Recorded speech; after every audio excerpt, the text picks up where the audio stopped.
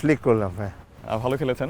Thank you. আপনার যেহেতু একটা ফ্লিক করলেন, মানে পুল ফ্লিক নাকি স্কোয়ার ড্রাইভ, কোনটা আসলে আপনার বেস্ট শট, প্রিয় শট কোনটা? এবার ডিপেন্ড করে কী ধরনের বল আসছে, বাট নর্মালি অন ড্রাইভটা আমি খুব পছন্দ করতাম আর কি, যখন খেলতাম এটা খুব ভালো লাগতো। ডেফিনেটলি। আসলে ক্রিয়া মস্তিষ্ক ঈদের বিশেষ আড্ডা এখন টেলিভিশনের, সেই আড্ডায় আজকে আমরা পেয়েছি ডেফিনেটলি আকরাম খানকে। তো আপনারা দেখতেই পাচ্ছেন, বাংলাদেশের চট্টগ্রাম, ঢাকা কিংবা বিদেশের যে কোনো মাঠে বাংলাদেশের ক্রিকেটাররা যখন খেলেন তখন আমরা উৎসাহ, উদ্দীপনা এবং ডেফিনেটলি গ্যালারিতে আমরা যখন থাকি তখন এটা নিয়ে অনেক চেয়ার্স করি, অনেক উৎসব করি, উদযাপন করি। আর এই উদযাপনের সূচনা লগ্নের যদি কথা বলি তাহলে ডেফিনেটলি 1997 সেই মালয়েশিয়া কুয়ালালামপুরের কথাটা ডেফিনেটলি বলতে হয়, যেখানে 68 রানের একটা অনবদ্য ইনিংস খেলেছেন। বলা হয়ে থাকে যে বাংলাদেশ আজকের যে অবস্থানে এসেছে সেই অবস্থানের অন্যতম ভিত্তি ওই 68 রানের ইনিংস। সেই মানুষটাকে আমরা পেয়েছি, সেই গল্পগুলোই তার কাছ থেকে জানার চেষ্টা করব। স্বাগত ক্রীড়া মস্তিষ্কে। Thank you very much. হ্যাঁ, 97 সালের কথা, যেই কথাটা যখন বারবার আপনার কাছে আসে তখন আপনি কি অস্ট্রেলিয়া যায় ভোগেন কিনা? না, আমি যখন কথাটা আসে তখন আসলে অনেক স্মৃতিগুলো মনে আসে, যেমন যে রিসেন্টলি আমরা ওয়ার্ল্ড কাপ খেললাম না, তো অনেকে হয়তো এখানে অনেক কন্ট্রোভার্সি আছে, অনেকে বলেছে ভালো হয়েছে, অনেকে বলেছে খারাপ হয়েছে, বাট তখন কিন্তু আমাদের ড্রিম ছিল প্লেয়ার, অ্যাজ এ প্লেয়ার হিসাবে আমাদের যারা দর্শক ছিলেন, যারা সাংবাদিক ছিলেন, সবারই একটা ড্রিম ছিল যেন আমরা বাংলাদেশকে যেন আমরা ওয়ার্ল্ড কাপে নিয়ে যেতে পারি। তখন একটা অপরচুনিটি আসছিল, 94-এ আমরা অপরচুনিটিটা মিস করছি, 97-এ আমরা গিয়েছিলাম। 97 থেকে 94-এর টিমটা আমাদের ভালো ছিল, বাট 97-এ যখন গিয়েছিলাম তখন একটা ওয়ার্ল্ড কাপ খেলার একটা সুযোগ ছিল, যেটার মাধ্যমে বাংলাদেশের পরিচিতিটা সারা ওয়ার্ল্ডে হবে। তখন কিন্তু আমরা এটার জন্য অনেক কষ্ট করেছি, অনেক স্যাক্রিফাইস করেছি, বাট আল্লাহর রহমতে ওগুলো আমাদের মনে আসে যে আমরা 99 ওয়ার্ল্ড কাপ খেলার সুযোগটা পেয়েছি 97 আইসিসির জন্য। 1997 সালের সেই ম্যাচে বাংলাদেশের 141 রানের টার্গেট, বৃষ্টি বিঘ্নিত একটা ম্যাচ এবং নানান ঘটনাবহুল এক একটা পার্ট। 15 রানের পরে যখন 4 উইকেট পড়ে গেল, 4 উইকেট পড়ার পরে আপনি তো ওই সময় ক্রিজে ছিলেন, আপনার কাছে আসলে কি মনে হচ্ছিল যে ম্যাচটা নিয়ে গতি প্রকৃতিটা ঠিক না? তখন আমি তো ক্যাপ্টেন ছিলাম এবং দায়িত্বটা সবচেয়ে বেশি আমার উপর ছিল, এবং তখন আমাদের একটা সুবিধা ছিল, নান্নু ভাই মহড়ানোর পরে অনেকগুলো ম্যাচ জিতিয়েছেন, অনেক ভালো উঁচু মানের প্লেয়ার ছিলেন। তো নান্নু ভাই থাকাতে আমার কনফিডেন্সটা ছিল যে নান্নু ভাইয়ের সাথে যদি আমি থাকি তাহলে এই রানটা আমরা করতে পারবো। তো সেখানে অনেক ঘটনা ঘটেছিল, আপনার বৃষ্টি হলো, খেলা স্টপ হলো, মাঠ ভিজে গিয়েছে, যে আগে যেটা নর্মালি পুশ করলে যে বলটা যেত সেটা কিন্তু আপনার মারলেও কিন্তু বলটা থেমে যাচ্ছে। তো সব কিছু মিলিয়ে তারপর নান্নু ভাই আমি কিছুক্ষণ একটা আমাদের পার্টনারশিপ হলো, তারপরে নান্নু ভাই আউট হয়ে যাওয়ার পর এনামুল, তখন বেসিক্যালি বলারদেরকে নিয়ে আমি করেছিলাম, সবারই অবদান ছিল। এবং সেই 97 আইসিসিতে ইনফ্যাক্ট সবাই হয়তো বা আমার কথা বলে, বাট আমি মনে করি যারা আমাদের টিমে যে প্রত্যেকটা প্লেয়ার, অফিসিয়ালস যারা ছিলেন সবার কিন্তু এফোর্টটা অনেক বেশি ছিল, বিদায় আমরা সাকসেস হতে পেরেছিলাম। ইন্ডিভিজুয়ালি আসলে কেউ কোনোদিন কোনো কিছু করতে পারে না, এটা কিন্তু পুরো টিম এফোর্ট লাগে এবং সেটাই কিন্তু ওটা প্রমাণ হয়েছিল। সবসময় একটা 6-এর কথা বলা হয় যে আপনি 6 মেরে স্টেডিয়ামের বাইরে দিয়ে দিয়েছেন, এবং এই 6-এর কথাটা আমরা বিভিন্ন সময়ে আসলে শুনে আসছি। অনেক সময় হয় না যে আমরা ভালো খেললে ঘুমানোর সময় বা ঘুমানোর আগে এই চিন্তাগুলো মাথায় আসে, আপনার কাছে কি এই স্মৃতিটা আসে কিনা মাথায় এখন? হ্যাঁ, ফাইনালে তো ওই সেম প্রবলেম হয়েছিল। আপনার ফাইনাল তো 2 দিনে হয়েছিল, মনে আছে আপনার, কাটাল ওভার হলো, যে কেনিয়া কিন্তু তখন খুব ভালো একটা টিম ছিল, তো ওরা ভালো রান করেছিল এবং আমাদেরকে টার্গেট বৃষ্টি আসাতে আমরা পরের দিন একটা টার্গেট দিয়েছিল যে কম বলে বেশি রান করতে হবে। সো তখন আমরা সবাই মানে যা দরকার টিমের জন্য, যখন যা দরকার সেটাই তো করা উচিত। তো আমি ওখানে একটা আসিফ, ওদের লেফট আর্ম স্পিনার, খুব ক্যাপ্টেন সম্ভব, মোস্ট প্রবলি তখন ক্যাপ্টেন ছিল, তো ওর একটা বল আমি মানে 6 মেরেছি আর কি। তো নর্মালি তখন তো জোরে মারতে গিয়ে দেখি বলটা কিন্তু অনেক দূরে চলে গেছে, তো আমার পাওয়ারটা ছিল, আমি করেছি এবং ভেরি পপুলার 6 আর কি। প্রথম বাংলাদেশের ওয়ার্ল্ড কাপ বা বিশ্বকাপ, এই সময়ের স্মৃতিগুলো আসলে আপনাকে কিভাবে নাড়া দেয়? জি, এগুলো মানে basically I am very lucky, যে মনে করেন আমি এমন সময় ক্রিকেটটা শুরু করেছি তখন ক্রিকেটে কোনো কিছু ছিল না বাংলাদেশে, বাট যখন আমি ছেড়েছি তখন বাংলাদেশ টেস্ট খেলছে, বাংলাদেশ ওয়ার্ল্ড কাপ খেলছে, বাংলাদেশ আপনার আইসিসি চ্যাম্পিয়ন হয়েছে, তো সব কিছু মিলে আমি আল্লাহর কাছে হাজার শুকরিয়া। 99 সালে পাকিস্তানের বিপক্ষে আমরা যে জয় পেলাম, সেই ম্যাচেও আপনি 42 রানের একটা ইনিংস খেলেছিলেন এবং সেটা বাংলাদেশকে ম্যাচ জয়ে দারুণ অবদান রেখেছিল। আপনার কাছে 97 সালে আইসিসি চ্যাম্পিয়ন্স ট্রফিতে ওই 68 রানের ইনিংস নাকি পাকিস্তানের বিপক্ষে এই 42 রানের ইনিংস, কোনটা বেশি প্রিয়? দুই ধরনের, বাট আমি মনে করি যে আমার নেদারল্যান্ডের সাথে যে ইনিংসটা আছে সেটা, কারণ সেটা কিন্তু আপনার হয়তো প্রতিপক্ষ যদি চিন্তা করেন তাহলে পাকিস্তানের থেকে নেদারল্যান্ড কিন্তু অনেক ইজি টিম ছিল, বাট তখন কিন্তু ওই ম্যাচেতে কিন্তু নেদারল্যান্ড ম্যাচটা কিন্তু আমাদের জন্য অনেক কঠিন ছিল। একটা প্রেশার ছিল যে আমাদেরকে জিততে হবে, কোয়ালিফাই করতে হবে, মাঠ বলেন আপনার ওয়েদার বলেন সব কন্ডিশন কিন্তু আমাদের এগেনস্টে ছিল, এবং সবচেয়ে বড় কথা হচ্ছে ওই জয় কিন্তু আমরা অনেক কিছু পেয়েছি। আমরা নস্টালজিয়ার কথা শুনছি, আমরা সোনালি অতীতে ফিরে যাচ্ছি। আমরা বিভিন্ন সময় যেই বিষয়গুলো নিয়ে, ক্রিকেটের যে বিষয়গুলো আমাদের রোমাঞ্চিত করে, আন্দোলিত করে, সেই মানুষগুলো যারা সেই সময়ে আমাদেরকে আন্দোলিত করা বা রোমাঞ্চিত করার প্রসঙ্গগুলো বা উপকরণ দিয়েছেন, সেই আকরাম খান আমাদের সঙ্গে রয়েছেন। সোনালী অতীতের আরও কথা শুনবো, আরও গল্প হবে, আরও আড্ডা হবে ডেফিনেটলি। তবে ক্রীড়া মস্তিষ্কে একটা ছোট্ট বিরতি নিচ্ছি, ফিরছি একটু পরে।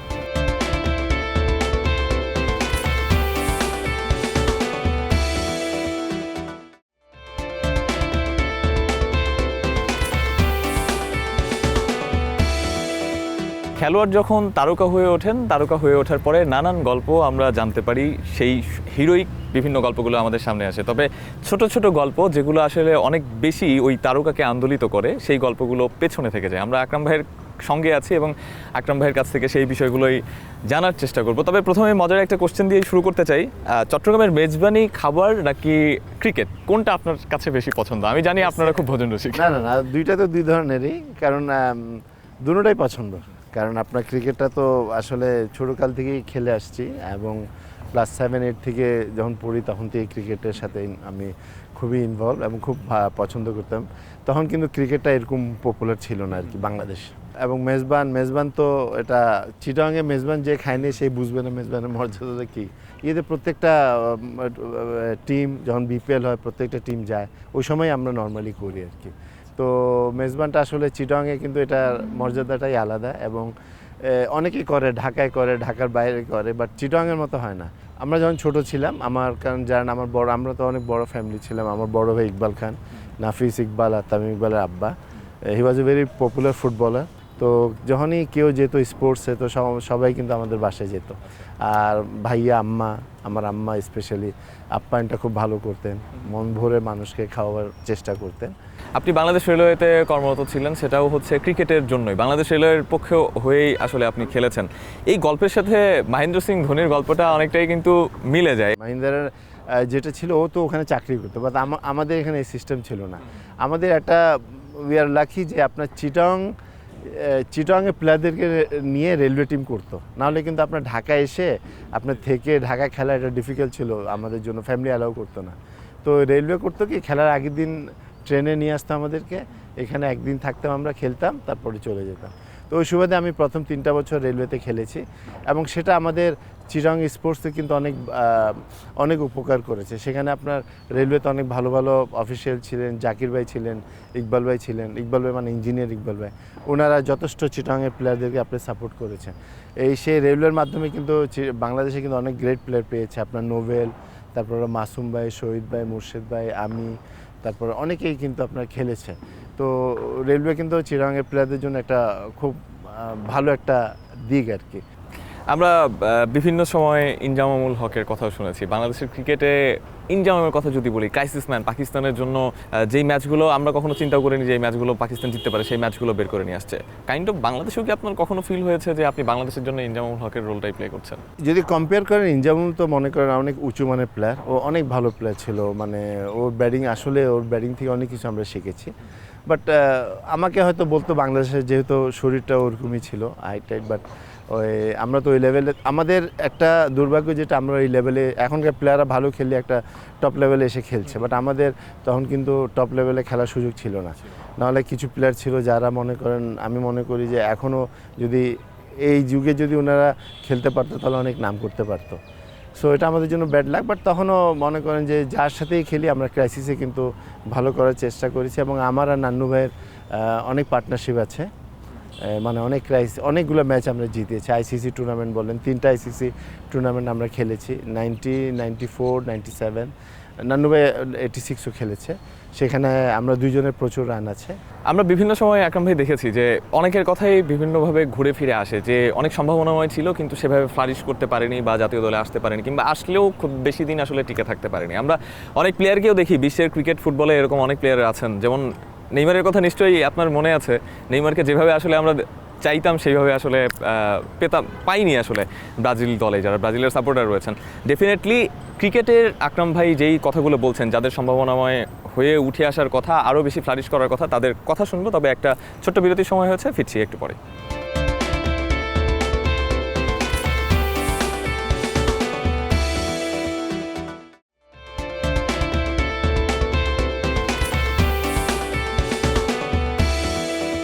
বাংলাদেশের ক্রিকেটে আমরা বিভিন্ন সময় দেখেছি যে সম্ভাবনার অপমৃত্যু হয়। আপনি সেই কথাটাই বলছিলেন যে আপনাদের সময় অনেক প্লেয়ার যারা কিনা হয়তো আপনাদের চেয়েও ভালো করতে পারতো, কিংবা আপনাদের সমসাময়িকভাবে আপনাদের সাপোর্ট দিতে পারতো।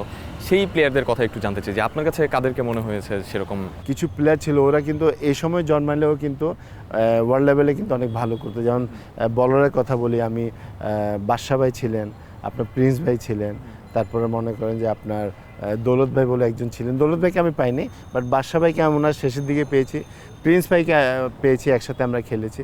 তারপর ব্যাটসম্যান যদি বলেন তাহলে আমি নান্নু ভাইয়ের কথা বলবো, উনি কিন্তু কোয়ালিটি খুব ভালো ব্যাটসম্যান একজন ছিলেন। ফারুক ভাই ছিলেন, আতার ভাই ছিলেন। ফ্লারিশ করতে পারেনি কেন, কি মনে হয়? তখন আমরা তো আপনার এই লেভেলে খেলতে পারতাম না, এই লেভেলে খেলার আমাদের সুযোগ ছিল না, আমরা আইসিসিও কোয়ালিফাই করি নাই। তারপরে মনে করেন যে এত ঘন ঘন ওয়ানডে, টি-20 টেস্ট। টি-20-র কথা বলছিলেন, টি-20 ক্রিকেটটা কি ক্রিকেটের যে মাহাত্ম্য সেটাকে একটু হলেও কমিয়ে দিয়েছে কিনা? হ্যাঁ, ক্রিকেট তো মনে করেন যে আপনার ইনফ্যাক্ট আপনি যতগুলো গ্রেট প্লেয়ারের কথা বলবেন, ওদের তো টেস্টে পারফর্মে দেখবেন, তারপরে ওয়ানডে। অ্যান্ড টি-20 মনে করেন এটা হলো পুরো সিচুয়েশনের উপর ডিপেন্ড করে কেমনে খেলতে হবে আপনাকে। আপনি ভালো বলও মারছেন, খারাপ বলও মারছেন। তো টি-20 হলো জাস্ট সেটা মানুষকে খুশি করার জন্য, বাট ক্রিকেট তো এটা না। টি-20 ক্রিকেটের এই যে নেতিবাচক ইম্প্যাক্টের কথা আপনি বলছেন, সেটা কি আপনাকে যদি বলি যে আপনি ওয়ার্ল্ডের একটা সেরা একাদশ আপনার জায়গা থেকে বলেন, কারণ আমরা অনেক সময় খাতা কলমে অনেকবার করেছি যে ওয়ার্ল্ডের সেরা একাদশ কী হবে, সচিন টেন্ডুলকার, ব্রায়ান লারা, কাকে রেখে কাকে রাখবো, Adam Gilchrist, Ricky Ponting, Mahendra Singh Dhoni নাকি সাঙ্গাকারা, এই ধরনের অন্তর্দ্বন্দ্ব আমাদের মধ্যে চলেছে। আপনাকে যদি ওয়ার্ল্ড একাদশটা ফিক্সড করতে বলা হয়, তাহলে কি আপনি আগের যুগের ক্রিকেটারদেরকে বেশি প্রাধান্য দিবেন, আর দিলে মানে আপনার ওয়ার্ল্ড মানে বেস্ট 11 কোনটা? একটু এটা তো ডিপেন্ড করছে 2 বছর পর পর আপনার ওয়ার্ল্ড বেস্ট টিম কোনটা হয়, বাট আমি প্রেফার করবো কিন্তু আগে যারা খেলেছে। কেন আমি বলবো, এটার আমি আপনাকে উদাহরণ দিচ্ছি। ওনারা যদি না হয়তো ক্রিকেটটা কিন্তু এত পপুলার হতো না। আমি হঠাৎ করে যদি বেস্ট 11-এর কথা বলি, তখন ওই সময়টায় আপনার কার কথা মাথায়? ভিভ রিচার্ড আপনার পুরো ব্যাটসম্যানদের মানে আপনার চেহারা কিন্তু চেঞ্জ করে দিয়েছিল। আপনার ওই সময় 50-এর উপর গড়, গ্রিনিশ ছিল, হ্যাঁ। তারপরে আপনার এদিকে চলে আসেন জাভেদ মেন্দার ছিল, তারপরে আপনার সুনীল গাভাস্কার ছিল, সো এগুলো কপিল দেব ছিল, ইমরান খান ছিল, আপনার অরবিন্দা ডি সিলভা ছিল। সো এরা কিন্তু আপনার ক্রিকেটটাকে কিন্তু, এবং এরা অনেক দিন কিন্তু পারফর্ম করেছে। এটা না যে এখন অনেক প্লেয়ার আছে 1-2 বছর খেলে তারপরে কিন্তু আপনার টিম থেকে বাইরে চলে যাচ্ছে, বাট ইনারা কিন্তু আপনার অনবরত 14-15 বছর পারফর্ম করে গেছে। ক্যাপ্টেন হিসেবে কাকে রাখতে চান? ক্যাপ্টেন হিসেবে ডেফিনেটলি আমি ইমরান খান, কিন্তু আপনার ওর কোয়ালিটি কিন্তু অন্য ধরনের ছিল। ও কিন্তু এই প্রবলেমে কিন্তু সবার আগে কিন্তু ও যেত। ও গিয়ে কিন্তু আপনার যেমন ও আপনার 92 ওয়ার্ল্ড কাপ যেটা, সেটাতে সে নাম্বার 3 কিন্তু ব্যাটিং করতে গেছে। Basically he was allrounder, but ও পুরো দায়িত্বটা আপনার রেসপন্সিবিলিটি নিয়ে নিত। আমি অনেক কিছু শিখেছি ওর থেকে। কোন বোলারকে সবচেয়ে বেশি ভয় লাগতো আপনার? আমার কোয়ালিটি বলার হলো যে আপনার ভয় তো সব বলারে লাগতো যখন ব্যাটিংয়ে যেতাম, যে আউট যদি না হয়, বাট কোয়ালিটি বলার ছিল আপনার ওয়াসিম আকরাম, ভেরি ডিফিকাল্ট বলার ছিল, যাকে আমরা খেলেছি। রিকি পন্টিং এই কথাটা বলেছেন যে উনি যাদেরকে ফেস করেছেন তাদের মধ্যে ওয়াসিম আকরাম যখন বল করতো, উনি সবসময় বলতেন যে কোন বলটা আসলে কখন কিভাবে আসবে, কি ভ্যারিয়েশনে আসবে, সবসময় ভয় থাকতো। ও হি ইজ এ কোয়ালিটি বলার। ও কিন্তু আপনার 6টা বল কিন্তু 6 ধরনের করতে পারত, এবং স্পিনার হিসাবে কিন্তু আপনার মুরালি ওয়াজ ডিফিকাল্ট, ওরে রিড করা খুব কষ্ট ছিল। আপনার ক্রীড়া পরিবার, বিশেষ করে ক্রিকেটের কথাই যদি বলি, সেখানে তামিম ইকবালের নামটা ডেফিনেটলি আসবে। তামিম ইকবাল যখন অ্যাজ এ ব্যাটার হিসেবে, অধিনায়ক হিসেবে বা ক্রিকেটার হিসেবে পারফর্ম করতেন, সেই সময়টায় আপনি তামিমের চাচা হিসেবে বেশি আপনার গৌরব বোধ হতো বা গর্বিত হতেন, নাকি বোর্ড ডিরেক্টর হিসেবে আছেন ওই জায়গাটায় আপনার স্বস্তি মিলতো বেশি? একটা খুব ডিফিকাল্ট সময় গিয়েছে আমার। ও যখন খেলা শুরু করতেছে তখন আমি সিলেক্টর, ও ও যখন ভালো মানে ও যখন এস্টাবলিশ প্লেয়ার হয়ে গেছে তখন আমি ক্রিকেট অপারেশনের ডাইরেক্টর। সো এটা নিয়ে সব সময় কিন্তু একটা ইয়ে ছিলই যে মানে নেগেটিভ পজিটিভ সব কিছু ছিল। ও ভালো খেললেই ক্রেডিটটা আমার কাছে আসতো যে চাচাকে ওরে খেলাই দিছে, আবার খারাপ খেললে গালিটাও আমি খেতাম। সো এবং ইভেন ও হয়েছে, বাট এগুলো আমাদেরকে দেশের জন্য সহ্য করতে হয়েছে এবং এইসব জায়গায় কিন্তু আপনি ক্রিটিসাইজ তো আপনার হবেই। তো আমরা দেশের জন্য, এবং সবচেয়ে যেটা ইম্পর্টেন্ট হচ্ছে যে আপনার দেশ যখনই ভালো করে তখন কিন্তু খুবই ভালো লাগে, এবং তার সাথে যদি আপনার নিজের ব্লাড যদি ওটার সাথে ইনভলভ থাকে সেটা তো আরও ভালো লাগে। আপনার 2012 এশিয়া কাপের কথা নিশ্চয়ই মনে আছে। 2012 এশিয়া কাপের আগে তামিম খেলবেন কি খেলবেন না এরকম একটা কনফিউশন ছিল, এবং পরবর্তীতে তামিম 4 ম্যাচে 4টা 50 করেছেন এবং উনি 4টা আঙুলে দেখিয়েছেন। ওই সময় ডেফিনেটলি আপনি সম্ভবত সিলেক্টেড ছিলেন। বিষয়টা আপনার কেমন লাগে ছোট্ট করে একটু জানতে। এটা না, তখন হয়েছে কি যে আপনার অনেক ভালো, বাট আমার কথা হলো যে আপনার মানে ওর যেটা শো করার সেটা করেছে, কিন্তু আমার মনে হয় যে হি was a very great player. মানে তামিম কিন্তু বাংলাদেশের জন্য কিন্তু অনেকগুলো ইনিংস খেলেছে যেগুলো আপনি এক্সপ্লেন না করলে আপনি বুঝবেন না। সো আমার মনে হয় যে ওকে বাদ দেওয়ার একটা কথা হচ্ছিল, বা ওর ফিটনেস নিয়ে একটু সমস্যা আর কথা বলা হচ্ছিল, মিডিয়াতে গিয়েছে, তা এই জন্য সে জিদে আপনার পারফর্ম করে সেটা রিপ্লাই করেছে। আপনার কাছে এখন ইদানিং যে বিষয়টা হয় যে সোশ্যাল মিডিয়ায় অনেক কথা হয়, সেটার অনুযায়ী একটা ডিসিশন নেওয়া হচ্ছে ক্রিকেটারদের ক্ষেত্রে কে থাকবেন কে থাকবেন না। বিসিবি কি আগের তুলনায় আসলে অনেক বেশি আবেগ পেশাদারিত্ব বেড়েছে নাকি আবেগ প্রবণী থেকে গেছে? সত্যি কথা বলতে কি যে আপনার আগে যেভাবে আমাদের সময় কিন্তু অফিসিয়ালস আপনি কারা ছিল, ওনাদের কাছে টাকা ছিল না, বাট ওনারা কিন্তু আপনার কিন্তু 24 ঘন্টা সময় দিত। আপনার টাকা মনে করেন যে ওরকম দিত না, কিন্তু যাই দিত কিন্তু সময়টা অনেক বেশি দিত। তারপরে এখন কি হয়েছে, আপনার দুনিয়ার অফিসিয়াল আছে, আপনি চেহারা দেখবেন না কিন্তু টাকা পাচ্ছেন। তো আপনার এখানে কিন্তু অনেক ডিফারেন্স আছে যে একটা নিজে ফিজিক্যালি গিয়ে আপনি দেখতেছেন, চেষ্টা করতেছেন ভালো করার, এখন আরেকজন এসে আপনাকে টাকা দিচ্ছে কিন্তু ভালো করছেন কিনা না, তো এটার মধ্যে অনেক যেরকম অফিসিয়াল ডিফারেন্স আছে, সেম কিন্তু আপনার বোর্ড ডাইরেক্টর আমরা গিয়েছি কিন্তু আপনার ক্রিকেটকে ভালো করার জন্য, আপনার ক্রিকেটকে সার্ভ করার জন্য, ক্রিকেট যেন বাংলাদেশ একটা ভালো পর্যায়ে যায়, এবং সেটাও কিন্তু আমাদের সময় 5-6 কিন্তু গিয়েছে আপনার র্যাঙ্কিংয়ে। বাট রিসেন্টলি ওই যে অফিসিয়ালসের যে ব্যাপারটা বলতেছি, অনেকে আসতেছে আপনার ক্রিকেট বোর্ডে নিজের হয়তো এক্সপোজারের জন্য, নিজেকে দেখাবার জন্য। বাট ক্রিকেট নিয়ে আমার মনে হয় যে আমি রিসেন্টলি যেটা দেখছি, আমি ওরকম দেখি না, নোটিসও করি না, বাট ক্রিকেটার আর অফিসারদের মধ্যে একটা খুব বড় একটা গ্যাপ সৃষ্টি হয়েছে, সেটা কিন্তু খুব খারাপ লাগে, এবং এটা কিন্তু একটা দেশের জন্য ভালো না, ক্রিকেটের জন্য কোনোদিন ভালো না। সেই ডিস্টেন্সটা কমানোর জন্য কখনো কি আপনি বিসিবিতে আবার এন্ট্রি করবেন কিনা? এই পরিবেশ থাকলে তো প্রশ্নই আসে না, মনে করেন এই প্রশ্ন, কারণ জিদাজিদি করে বা সমঝোতা না করে যদি সবাই যদি নিজেকে বড় করতে চায়, তাহলে এখানে তো আমি না, আমার মতো 100 জন গিয়েও কিছু করতে পারবে না। ঈদ সবসময় আমাদের বিভিন্ন ধরনের পুনর্মিলন ঘটায়, সেই পুনর্মিলনেই আমরা বিশ্বাস করতে চাই আপনাদের যারা ক্রিকেট মস্তিষ্ক বাংলাদেশে রয়েছে তারা সবাই মিলে আবারও ক্রিকেট বা বিসিবিকে সামনের দিকে এগিয়ে নেবে। আরও কিছু কথা আছে ডেফিনেটলি এই মানুষটার কাছে, তবে ফিরবো একটু পরে।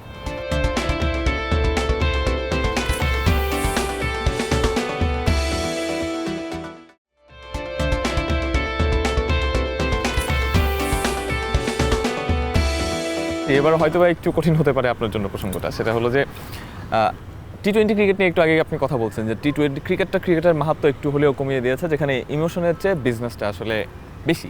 আপনি যদি এই সময়ের ক্রিকেটার হতেন, টি-20 ব্যাটার, তাহলে আপনার স্ট্রাইক রেটটা ঠিক কেমন থাকতো বা কোনটা প্রেফার করতেন? না, আমি মনে করেন যে আমি ডেফিনেটলি টি-20 তো যোগটা বেশি থাকতো, যেহেতু আপনার অল্প কষ্টে টাকাটা বেশি।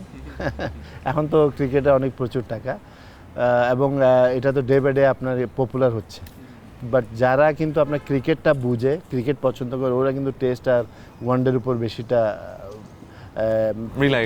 রিলাই করবে। টি-20 ক্রিকেট না থাকলে আপনার কি মনে হয় যে বিরাট কোহলি বা রোহিত শর্মাদের ক্যারিয়ারটা আর একটু লম্বা হতে পারতো? হ্যাঁ, আমি যাদের নাম বললাম এরা কিন্তু আপনার অনেক গ্রেট প্লেয়ার, এরা কিন্তু আপনার সাঙ্গাকারা, জয়বর্ধনা, এরা কিন্তু কোয়ালিটি প্লেয়ার ছিল। তো এরা টি-20-র জন্যই তো আপনার একটু তাড়াতাড়ি খেলাটা ছেড়ে দিয়েছে, নাহলে আমরা আরও ওদের খেলা দেখতে পারতাম, উপভোগ করতে পারতাম, ওদের আরও রেকর্ড হতো। ব্রায়ান লারার কথা বলেন, সো স্বাভাবিক, এটা কিছু করার নেই। আপনি নিজে অধিনায়ক ছিলেন 94 থেকে 98 পর্যন্ত, পরবর্তী আরও বেশ কয়েকজন অধিনায়ক এসেছে বাংলাদেশের ক্রিকেটে। আপনার কাছে আসলে বাংলাদেশের অধিনায়কদের মধ্যে বেস্ট কে? আপনাকেও রাখতে পারেন সেখানে। না আমি অনেকেই আছে মনে করেন যে আপনার একজনকে যদি বেছে নিতে বলা হয়? আমি একজনকে বেছে নিতে পারলে আমি সাকিবকে নিতাম, সাকিব আল হাসান। সাকিব আল হাসান। বিকজ আপনি যদি সত্যি কথা বলেন, কারণ আমি ক্রিকেটিং সেন্সে বলছি আপনাকে যে আপনি কিন্তু কোনো ক্যাপ্টেনের কিন্তু ওরকম অ্যাচিভমেন্ট নাই। মানে আপনার অ্যাচিভমেন্টটা কীভাবে বুঝবেন? মেসিকে কিন্তু ওয়ার্ল্ড কাপ পাওয়ার আগে কিন্তু মেসি ভালো প্লেয়ার, কিন্তু কেউ ওই মর্যাদাটা দিচ্ছে নেতা হিসেবে মানতে। হ্যাঁ, কিন্তু ওকে ওয়ার্ল্ড কাপ যেমন সেম নেইমার কিন্তু one of the best player, কিন্তু ও কিন্তু ওয়ার্ল্ড কাপ পায়নি বিদায় ও কিন্তু ওভাবে মূল্যায়ন করা হয় না। সেম বাংলাদেশেও কিন্তু আপনার ওয়ার্ল্ড কাপে বলেন বা একটা ভালো জায়গায় গিয়ে আমরা ওরকম ভালো করতে পারিনি। বাট সাকিব হলো যে আপনার মানে গার্সি ছিল, ওই যেটা আমি ইমরান খানের কথা বললাম না, সে কিন্তু আপনার ও সাহস ছিল এবং সে কিন্তু ডিফিকাল্ট সময় গিয়ে কিন্তু পারফর্ম করতো। আমি এটাতে আপনার মাশরাফি বা মুশফিক বা তামিম ওদেরকে ছোটো করছি না, ওরাও ভালো ছিল। বাট যেহেতু আপনি একজনকে বেছে নিতে বলেছেন, আমি সাকিবকে বেছে নিই। সাকিব আল হাসান এবং তামিম ইকবাল বাংলাদেশের ক্রিকেটে সবচেয়ে ইম্প্যাক্টফুল ক্রিকেটার কাকে মনে হয়? দুই ধরনের। আপনি মনে করেন যে আপনার সাকিব, সে কিন্তু আপনার one of the best player. Even বাংলাদেশে মনে করেন যে এরকম প্লেয়ার কিন্তু আর আসবেও না আর আসেও নেই, কারণ সে কিন্তু আপনার দুইটা ওর দিকে অনেক ভালো ছিল। হি was a very good fielder. তার মধ্যে মনে করেন যে আপনার ব্যাটিং এবং বলিং দুটোটাই সে পারফর্ম করেছে। এবং তামিম যেটা করেছে যে আপনার আমরা যেহেতু ক্রিকেট খেলেছি, আমরা দেখেছি যে আমরা প্রথম যখন খেলতাম আমাদের অন্য টিমের ফাস্ট বলাররা এসে কিন্তু আমাদেরকে ডোমিনেট করতো। আমরা শুরুতেই 3-4 উইকেট পড়ে যেত, 3টা উইকেট পড়ে যেত, নাহলে 10 ওভারে আমরা করেছি 20 রান 25 রান। পাওয়ার প্লেতে আমরা ভেবেই রাখতাম যে 3-4 উইকেট পড়ে যাবে, এরপরে মিডল অর্ডারে বাট একমাত্র তামিম এসে কিন্তু ডোমিনেট করা শুরু করলো অন্য এগেইনস্ট টিমের বলারদেরকে। সো আপনি যদি এটা এবং ওর যে দায়িত্ব ছিল ও খুব ভালোভাবে ওটা পালন করেছে এবং সাকিবের কাজগুলো কিন্তু খুব ভালোভাবে করেছে। তো কেউকে আমি ছোট করতে চাচ্ছি না, বাট আমি মনে করি দুজনেই কিন্তু আপনার বাংলাদেশের জন্য they did lot of things for Bangladesh cricket. এবং ওদের জন্য কিন্তু আবার বিশেষ করে এই দুইজন plus Ashraful, he was a very good cricketer. ওর এন্ডিংটা খুব খারাপ হয়েছে। মাশরাফি, এদের জন্য কিন্তু মুস্তাফিজ, মুশফিক, রিয়াদ, এদের জন্য কিন্তু আজকে ক্রিকেটটা কিন্তু এত এই অবস্থায় আসছে। পঞ্চপাণ্ডবের একটা কথা সবসময় বলা হতো যে ওরা ইম্প্যাক্ট রেখেছে এবং থাকলে ডেফিনেটলি বাংলাদেশ দলটা অনেক শক্তিশালী ছিল। বিভিন্ন সময় যেটা হয়েছে যে ধরুন জিম্বাবুয়ের সাথে খেলা, বাংলাদেশ খুব ভালো শেপে আছে, সেই সময়টাও আমরা নতুন নতুন প্লেয়ারদেরকে অতটা সুযোগ দেওয়া হয়নি। পঞ্চপাণ্ডবকে জিম্বাবুয়ের সাথেও খেলানো হয়েছে, আয়ারল্যান্ডের সাথেও খেলানো হয়েছে। এই যে ডিসিশনটা কি আপনার সঠিক মনে হয়? না, আমরা অন্য প্লেয়ারদেরকে সুযোগ দেওয়া উচিত না। আমরা এরকম প্ল্যান করেছি, অনেক চেষ্টা করেছি আমরা যে আপনার, বাট অনেক সময় কিন্তু একটা সত্যি কথা বলতে কি আমরা কিন্তু অলওয়েজ একটা প্রেশারে ছিলাম যে আমাদেরকে র্যাঙ্কিংয়ে থাকতে হবে, র্যাঙ্কিংয়ে না থাকলে আপনার ওয়ার্ল্ড কাপে চান্স পাবেন না। এবং এর মধ্যে কিন্তু আমরা অনেক ছেলেদেরকে আপনার চান্সও দিয়েছি। বাট এটা কিন্তু আপনি দুই দিক দিয়ে বলতে পারেন ব্যর্থতা, ক্রিকেট বোর্ডেরও ব্যর্থতা এবং ইন্ডিভিজুয়ালি প্লেয়ারদেরও ব্যর্থতা। কিন্তু প্লেয়াররা বলে যে আমাদের ফ্যাসিলিটিস কম, এই কমপ্লেন এরা কিন্তু করে। তো এই কমপ্লেন তো এই ফ্যাসিলিটিস তো কিন্তু আপনার সাকিব, তামিম, মুশফিক, রিয়াদ, মাশরাফি এরাও তো এই ফ্যাসিলিটিসের চেয়ে কম ফ্যাসিলিটিস পেয়ে কিন্তু ওরা নিজেদের একটা স্থানে নিয়ে আসছে সেটা। এবং বোর্ডও মনে করে আমরা যেভাবে ওদেরকে নার্সারিং করেছি, আমার মনে হয় যে আমাদেরকে আরও ওদেরকে ভালোভাবে করা উচিত ছিল। তো এই ব্যর্থতাটা কিন্তু আপনার দুই দিক দিয়েই আমি মনে করি 50-50। সৌম্য সরকার একটা কথা বলেছিলেন একটা ইন্টারভিউতে যে তিনি আর চান না যে বাংলাদেশে আর কোনো পঞ্চপাণ্ডব আসুক। পঞ্চপাণ্ডব আসাটা কি আসলে বাংলাদেশ ক্রিকেটের জন্য ক্ষতি? না, সে হয়তো অন্য কিছু মিন করতে চেয়েছে। সে মনে করেছে যে আগে যেরকম 5 জনের উপর ডিপেন্ড করে থাকতাম, সেই জিনিসটা না থেকে এখন যেন 11 জনের উপর যেন আমরা ডিপেন্ড করি, সেই কথাটা সে বুঝাতে চেয়েছে। এবং এটা আমি মনে করি যে ক্রিকেট সেন্সে কিন্তু এটা ভালো, কারণ আপনার ম্যাচ জিততে হলে কিন্তু আপনার শুধু ওই 3-4 জন জিতাবে না, আপনাকে কিন্তু যে বলার আছে 5টা, ওই বলার 5টাকে ভালো করতে হবে, যে ব্যাটসম্যান আছে 5টা তাকে ভালো করতে হবে, এবং যে কিপার আছে তাকেও ভালো করতে হবে। সো সে যেটা মিন করতে চেয়েছে, আমি যেটা মনে করি যে টিম এফোর্টটা চেয়েছে যে ফ্রম এভরিওয়ান। ডেভ হোয়াটমোর এবং চন্দিকা হাথুরুসিংহে দুজনই বাংলাদেশের ক্রিকেটে দারুণ ইম্প্যাক্ট রেখেছেন। হাথুরুসিংহের অধীনে আমরা বেশ কিছু বড় বড় ম্যাচ খেলেছি, আইসিসি চ্যাম্পিয়ন্স ট্রফিতে সেমিফাইনাল খেলেছি, কোয়ার্টার ফাইনালে উঠেছি 2015 সালে। কোচ ডেভ হোয়াটমোর যেটা করেছেন, বাংলাদেশের ক্রিকেটে যে জিততে শেখা শুরু করা, একটু নিয়মিত জেতা শুরু করেছে কোচ ডেভ হোয়াটমোরের সময়, দুইজন কোচের মধ্যে কাকে আপনি বেছে নেবেন, কেন? আমি ডেভ হোয়াটমোরের সময় ওরকম ক্লোজ ছিলাম না, বাট আমি বাইরের থেকে যেটা দেখেছি, বাট হাতুড়ার সময় কিন্তু আমি ক্রিকেট অপারেশনে ছিলাম। আমি মনে করি বাংলাদেশের ক্রিকেটের জন্য হাতুড়ার মতো কোচ কিন্তু দরকার। সে কিন্তু ওর অনেক কিছু খারাপ ছিল, সেগুলো যদি আমরা করতে না দিতাম তাহলে আমার মনে হয় যে বাংলাদেশ ক্রিকেটে কিন্তু ও খুব বড় অবদান রাখতে পারতো। যেমন ও ইন্ডিভিজুয়ালি প্লেয়ারদের থেকে কিন্তু ও পারফরমেন্স বের করার ওই ক্ষমতাটা ছিল, যেটা অন্য কোনো কোচের ছিল না। এবং সে কার থেকে কী চাবে, ওর দায়িত্বটা কী, সে কিন্তু অনেক ভালোভাবে সে বুঝিয়ে দিত এবং সে ওই জিনিসটাই ওদের থেকে আদায় করতো। এবং প্লেয়াররাও জানতো যে এই জিনিসটা যদি আমি ওকে করতে না পারি তাহলে আমার হয়তো বা ফিউচারে আমার সমস্যা হবে। সো একটা প্রভাব ছিল। আর আপনি যে বলছেন যে কিছু কিছু কাজ করতে না দিলে ভালো হতো, বিসিবি কি হাথুরু সিংহের কাছে বাউন্ড টু ছিল? বাউন্ড না, কিছু ব্যক্তি হয়তো বা ওর কাছে ভালো হওয়ার জন্য বা ওকে খুশি করার জন্য হয়তো বা এমন কিছু হয়েছে যেটা বাংলাদেশ ক্রিকেটে আপনার ক্ষতি হয়েছে। আচ্ছা, ড্রেসিং রুমের খবর যে বাইরে চলে আসার একটা কথা শোনা যেত, এইটা আসলে কেন হতো বা মানে কারা এটা অলসো ভেরি ব্যাড প্র্যাকটিস। এটাও কিন্তু বাংলাদেশ ক্রিকেটকে কিন্তু অনেকগুলো পিছিয়ে দিয়েছে। যেমন এটা হয়তো বা কোনো প্লেয়ার আপনার সাংবাদিকের সাথে ভালো রিলেশন আছে বা ভালো থাকতে ভালো সাজার জন্য হয়তো বা ভিতরের কথাগুলা বাইরে বলেছে, এটা কোনো সময় কিন্তু আসা উচিত না। কারণ আমি বারবার একটা কথা বলি যে ক্রিকেট যেমন বিসিবি এরকম কিন্তু একটা ফ্যামিলির মধ্যে কিন্তু অনেক সমস্যা থাকে, এটা তো আর বাইরের মানুষরা কিন্তু জানে না। ক্রিকেট বোর্ডও কিন্তু এরকম থাকা উচিত। এই কথাগুলো কিন্তু ওপেনলি বাইরে বা মিডিয়াতে বলা উচিত না, যেগুলো নেগেটিভ, যেগুলো এফেক্ট করবে। এবং সেটাই হচ্ছে আমাদের সময় ছিল, এখনও আরও বেশি হচ্ছে। আপনি তো ক্রিকেটের সঙ্গে একেবারে ছোটবেলা থেকেই আছেন। আপনার কাছে মনে হয় যে বাংলাদেশের প্রেক্ষাপটে সবচেয়ে বেশি ইম্প্যাক্টফুল ক্রীড়া সংগঠক কে, বা এরকম দুই একজনের নাম যদি আপনি বলেন? দেখেন, আমি ইনফ্যাক্ট আপনি যখন ক্রিকেটটা আপনার ডেভেলপ করেছে বা ভালোর দিকে যাচ্ছে, সবসময় আমি ছিলাম, হয়তো বা প্লেয়ার হিসাবে ছিলাম, নাহলে সিলেক্টর হিসাবে ছিলাম, নাহলে আপনার ডাইরেক্টর হিসাবে ছিলাম। তো আমি মনে করি আমার সময় আমি যতটুকু দেখেছি যে আপনার সাবের ভাই খুব ভালো ছিলেন, তারপরে আসলেন কামাল ভাই ছিলেন, তারপরে পাপন ভাই ছিলেন। আমি সবারই কিন্তু অনেক ভালো ভালো কিন্তু রোল আছে, অবদান আছে, আদারওয়াইজ কিন্তু ক্রিকেটটা এই পর্যায়ে হতো না। এবং ক্রিকেটটা এটা না যে একজন জিরো করে গেছে আরেকজন এসে এটা টেনে নিয়ে আসছে। এখন সাবের ভাই আমলে সাবের ভাই কিছু ডেভেলপমেন্ট করে ছেড়ে দিয়েছে, ওখান থেকে কামাল ভাই নিয়ে আসছে, তারপর লবি ভাই নিয়ে আসলেন, তারপরে পাপন ভাই নিয়ে আসলেন। পাপন ভাইয়ের টার্মটা অনেক লম্বা ছিল এবং পাপন ভাইয়ের সময় সাকসেসটাও কিন্তু অনেক বেশি, যেহেতু আপনার যেটা বললাম। সো আমার মনে হয় যে সবারই অবদান আছে। একটু জানতে চাই, পাপন ভাই তো আসলে ক্রিকেটের মানুষ না, তারপরেও তার সময় এত সাকসেস আসার কারণ কি? বিকজ তখন ক্রিকেট বোর্ডটা আপনি যদি কম্পেয়ার করেন, যে আমি জানি না দুর্নীতিটা মনে করেন যে হয়তো অনেক কিছু বলে বা সেটা পরে প্রমাণ হবে, সেটা আছে। বাট উনি কিন্তু একটা জিনিস উনি কিন্তু ক্রিকেটারদের কথা শুনতেন। বিশেষ করে আমি তো শুরুর থেকে ওনার সাথে ছিলাম। তো আমি ইনফ্যাক্ট যখন আবুনিতে ক্যাপ্টেন ছিলাম তখন থেকে ওনার সাথে আমি ক্লোজ ছিলাম।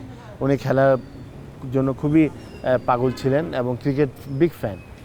তো দুর্জয় সুজন আমাকে উনি কোনো কোনো ডিসিশন নিতে হলে আমাদেরকে ডেকে আমাদের সাথে আলাপ করতেন। বাংলাদেশ ক্রিকেট কি আগের চেয়ে পিছিয়েছে? আর যদি পিছিয়ে থাকে তাহলে সামনে এগিয়ে যাবার বা সেটাকে ওভারকাম করার আসলে সূত্রটা কি?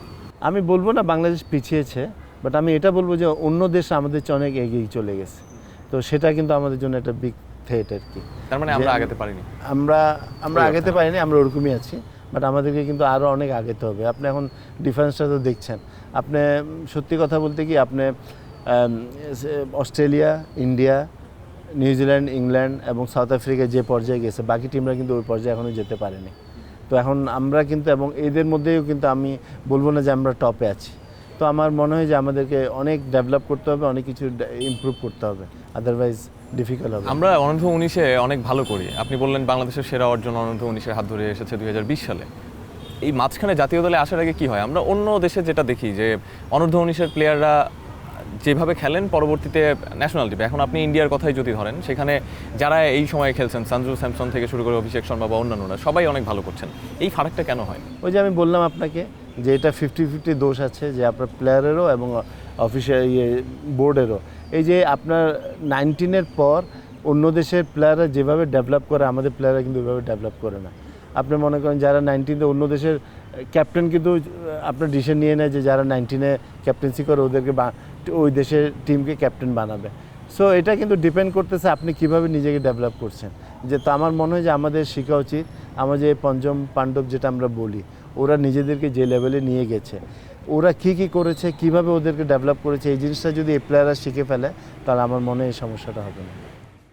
অসংখ্য ধন্যবাদ আকরাম ভাই আমাদেরকে সময় দেওয়ার জন্য, এবং আমরা বিভিন্ন সময়ে আপনার কাছে হয়তো বা আরও আসবো, তবে এই যে গল্পটা আমাদের সোনালী অতীতের গল্প, সেটার জন্য আমাদেরকে সময় দেওয়ার জন্য অসংখ্য ধন্যবাদ। দর্শক, থ্যাংক ইউ। এতক্ষণ আমাদের সঙ্গে ছিলেন আকরাম খান, বাংলাদেশ দলের প্রথম অধিনায়ক, যিনি কিনা যার হাত ধরে বাংলাদেশ দল ওয়ান ডে ম্যাচে প্রথম জয়লাভ করেছে। একই সঙ্গে 99 সালে পাকিস্তানকে হারানোর যে সেই সাফল্য, যেই ম্যাচে জয় পাওয়ার পরে বাংলাদেশের বা সমর্থক যারা ছিলেন তারা সবাই মাঠে চলে গেছেন, সেই আবেদনময়ী সময়ের অধিনায়ক আকরাম খান, সেই সময়ের ম্যান যিনি বল মেরে বল হারিয়ে ফেলতেন। তবে তিনি চান না বাংলাদেশের ক্রিকেটটা নানান ধরনের সমালোচনায়, নানা ধরনের প্রশ্নাতীত বা প্রশ্ন চলে আসে, প্রশ্ন মানে জর্জরিত হয়ে হারিয়ে যাক। বাংলাদেশের ক্রিকেটে সোনালী সময় আসুক, এবং একই সঙ্গে বাংলাদেশের ক্রিকেট সামনের দিকে এগিয়ে যাবে, সেখান থেকে সাফল্য বয়ে আনবে, সেই প্রত্যাশাটা আমরা অবশ্যই রাখবো। এবং এই প্রত্যাশা রেখেই ক্রীড়া মস্তিষ্ক থেকে আজকে বিদায় নিচ্ছি। অবশ্যই, থ্যাংক ইউ।